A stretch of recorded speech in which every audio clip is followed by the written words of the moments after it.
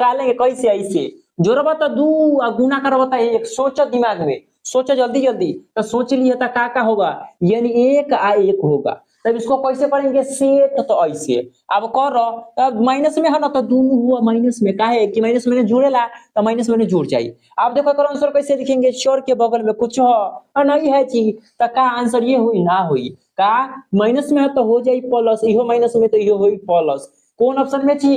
option number B पसंद आ रहा है जी तो चल